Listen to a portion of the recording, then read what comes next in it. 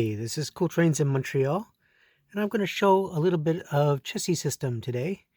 And I'll start out with this really neat caboose. This is an Atlas model that I got many years ago, and I thought this was a very appropriate pandemic year kind of message. Make this year a safer year. Look at that. I really like the Chessie Systems cabooses, how they had these different slogans. So that was one of them.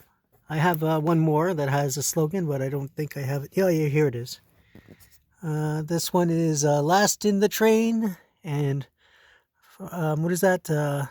But first in safety. Yeah, really cool. I only have two of those, but yeah, I chose the best colors because they have here this one yellow, and most of the Chessie System cabooses are in yellow, and this one is in orange or red. And the traditional color for cabooses has always been like red or yellow. And I don't know which I partially like better, red or yellow, but anyway, it seems fitting. Anyway, so I'll start out with some of the locomotives that I have. So this one is a B30-7. It's a B, meaning it's got the two axle trucks. So that's four axles altogether. And it's a General Electric locomotive. And these locomotives actually, one of them has been preserved by, I think it's CSX, and they even painted it up to look like this. And you can see that running around on YouTube at some point.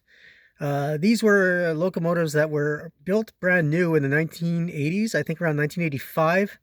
And they were retired, I think, in 2010, I guess. And the last paint scheme that this would have had would have been like a gray CSX, their maintenance away, or maybe they're orange. It would have been orange CSX, which is their maintenance away colors. So this one here is a SD35, and this is an Atlas model, and it's an EMD from the 1960s, 2,500 horsepower V16 engine. And this one I happen to have on, I can actually make this one run. So there we go. It's running pretty slow. I love the slow speed on this. This I think I bought about 20 years ago. So, I mean, I can keep these models in pretty good tip-top shape just by, you know, regularly exercising them. And I keep them in good shape because I also have the boxes for them. So I have the jewel cases. So I'll run this one backwards, a little slower.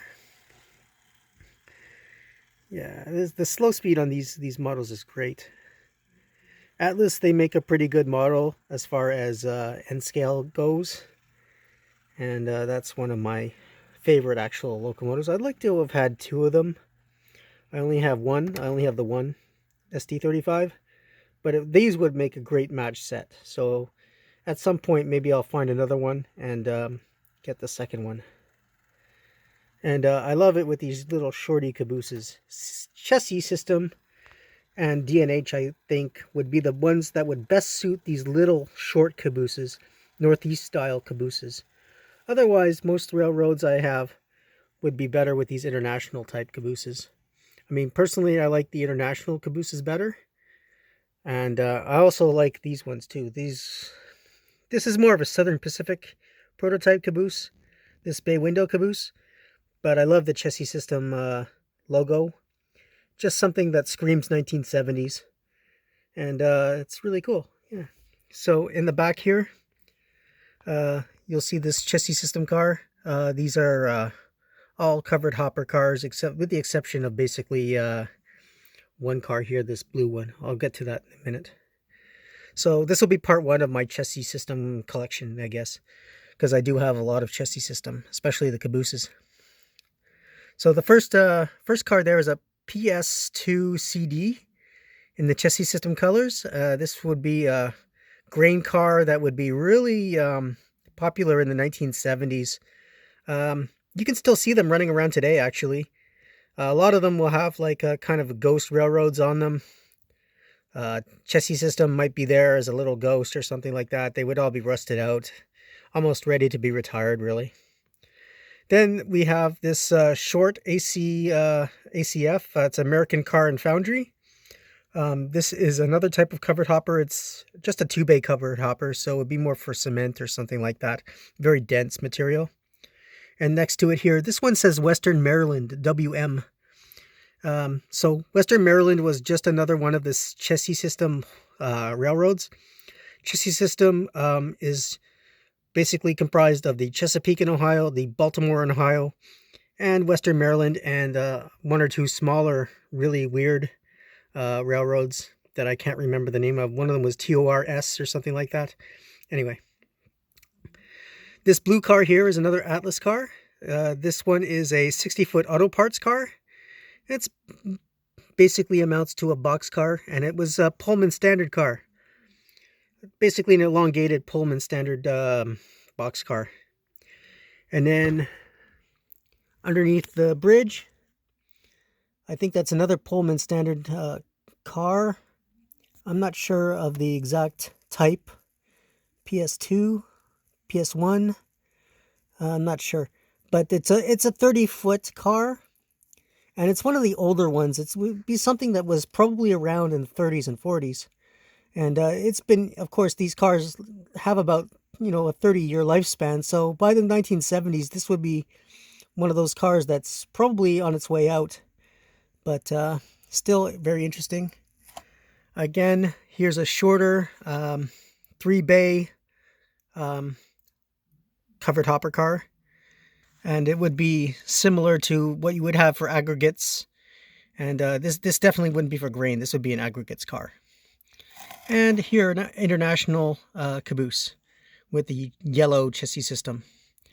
Unfortunately, CSX took over Chessie System in the 80s, late 80s, I think it was, or mid 80s. And this really cool, really interesting paint scheme kind of got lost to time.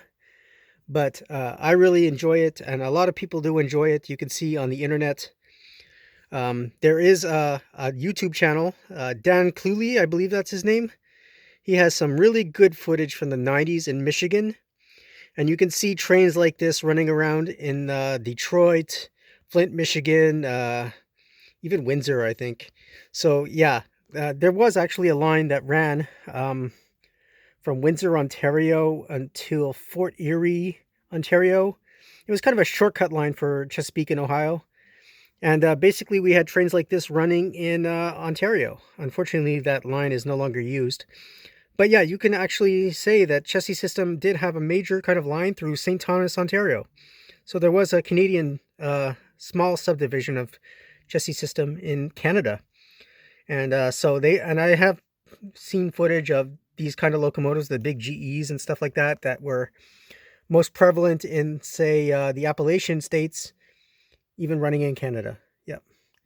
So I will make a second video of a couple of more engines running. And in the meantime, please subscribe to Cool Trains in Montreal. Have a good day.